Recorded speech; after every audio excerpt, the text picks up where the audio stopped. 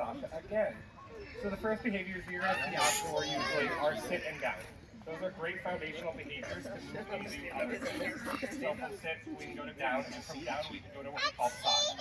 That's when the cat will go along the fence and they'll put their hip up against the fence so that we can do things like hand injections or even tail blood draws voluntarily.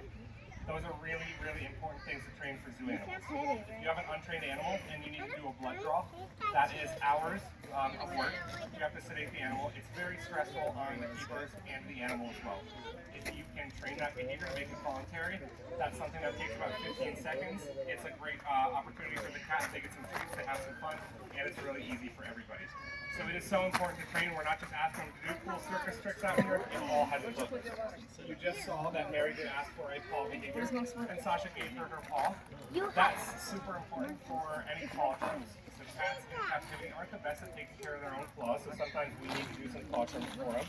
And in the winter, just like we would get chapped lips, cheetahs can get chapped paw pads. So in the winter, we can put ointment on their paws if they offer it to us voluntarily. And you're going to see a couple spin behaviors as well.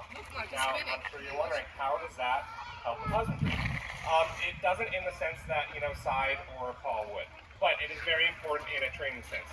So if Sasha's getting really excited when we're asking her to sit down and she starts spinning on her own, that's a behavior we don't really want to see. So instead of just punishing that behavior, we are going to start training that behavior as a second one. So we'll ask for sit, she'll sit, and then we'll start training spin, so she'll do spin when we ask for it. And that separates those two behaviors so that we get exactly what we want when we're training, and it is cognitive for them. So it is great for them to use their brain to learn new things. So you will notice also that we are on the side of the fence, you guys are out there. We share a space with these cats, so we have to be very, very safe with them. And that is where training comes into play as well. This is a great opportunity for us to have that relationship of respect between us and the cat does. It's how we learn when they want us around, when they don't, and we make it a really rewarding experience so that we can remain safe with them. That is why sometimes you'll see Mary do a touch behavior where we're going to touch the cat on the back just to maintain that physical contact so that we can have that relationship with the animal. So while she's out here, we'll talk about cheetahs just in general now.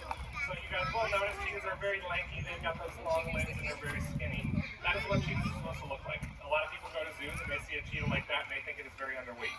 Anything more than that and it can really affect their bones and their joints. Cheetahs have lightweight bones that help them maintain that speed that they go, that 70 miles per hour. They've got very sleek aerodynamic bodies. They've got huge nasal cavities that allow them to take in a lot of air while they're running. So they are basically built entirely for speed, which is really cool. They have to find that niche on the savannah where lions and leopards, they can catch pretty much anything but the fast things. That's where